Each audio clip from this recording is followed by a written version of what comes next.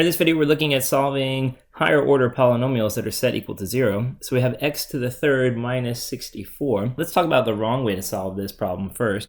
If you were to move the 64 to the other side, you would get x cubed is equal to 64, correct? And then you might say to yourself, what number cubed gives you 64? And a lot of people come up with the answer x is equal to 4 because 4 cubed is 64. Well, that's okay, except for you've missed two of the solutions that exist. The reason why I say you've missed two solutions is because any polynomial with degree 3 has 3 solutions, or at the very least, it has one solution that's repeated 3 times. When you look at our example here, where x is equal to 4, what you can see is that we have only one solution, and one solution isn't going to be enough. We need to find the other 2 that are missing. So the question is how to go about doing that. Well, it turns out if we factor the original polynomial, we will find the other 2 solutions. When you look back up at this original problem, you can say, hey, that's a difference of 2 cubes, right? That's x cubed, and this is 4 cubed. So if you remember how we factor a difference of 2 cubes, we basically create a binomial times a trinomial.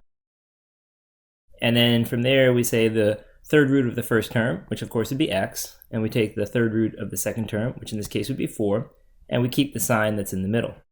From there, we square this first term. Then we take the product of these 2 terms and change the sign. So the product is negative 4x. We'll make it positive 4x in that case. Remember, we have to change the sign to the opposite sign we would get from the product. And then lastly, we take the last term and we square it, giving us a plus 16. Now from here, we have a product of 2 binomials and it's set equal to 0.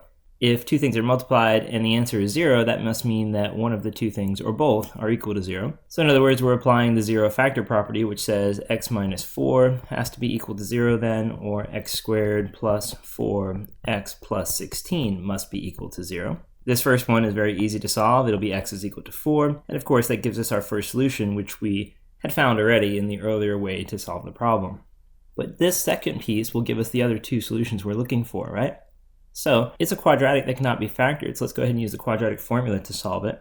It'll be x equals negative b. The b term here is 4, so it'll be minus 4 plus or minus the square root of b squared, that'll be 16, minus 4 times the a term, which is just 1, times the c term, which is 16, all divided by 2 times the a term, in this case just 2. That'll give us, if we simplify it a little bit, negative 4 plus or minus the square root of 16 minus 64 all over 2. And that's equal to negative 4 plus or minus the square root of 48, but a negative 48 because the 64 here has a larger absolute value than 16, and it's negative. And then we have 2 in the denominator. All right, let's continue on. We'll have x is equal to, from here, I want to rewrite that negative 48 a little bit differently than it's written now. I'm going to write it as negative 1 times 16 times 3. That is equal to negative 48, but I've written it that way because now we can pull out some items from the radical. So we have negative 4 plus or minus. The negative 1 will come out as an I, right?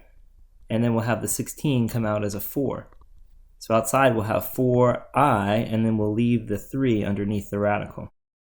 And that's all over 2. Now from here we can put this 2 into these 2 terms. 2 will go into 4 and go into 4. So we'll end up having the final answer for this to be negative 2 plus or minus, and 2 goes into 4 again, is 2i square roots of 3. So there is your second set of solutions. So we have x equals 4 and x is equal to negative 2 plus or minus 2i times square root of 3. All right, let's look at example B then. You can see we have a 4th degree polynomial that we're working with, but if you look at its structure, it looks awfully quadratic, correct?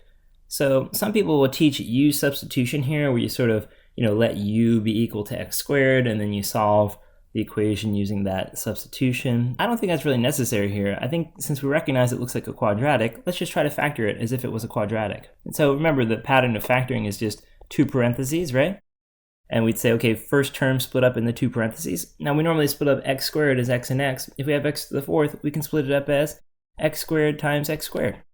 Right? It's just that simple. And then we need factors of 4 that will add to give you 5. Well, factors of 4 that add to give you 5 are, of course, plus 1 and plus 4. All right, remember it has to be plus and plus because I have a plus sign on the right. which means we have 2 of whatever sign is on the left, and that'll be 2 positives then. All right, good. So now we have our 2 pieces. Again, zero factor property applies here. 2 things are multiplied, the result is 0. That must mean that either s squared plus 1 is equal to 0, or it must mean that x squared plus 4 is equal to 0. If I subtract 1 from both sides over here, I get that x squared is equal to -1. And then if I do the same on the other side, I get, of course, that x squared is equal to -4. And then from there, I need to basically use the square root method to solve. So x will be equal to plus or minus the square root of -1, or x is equal to plus or minus the square root of -4.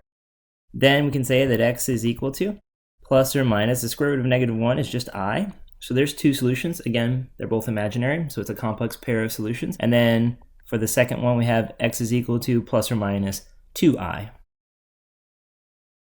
And there you have it. There's our 4 solutions. None of them are real, but we still indeed have 4 solutions.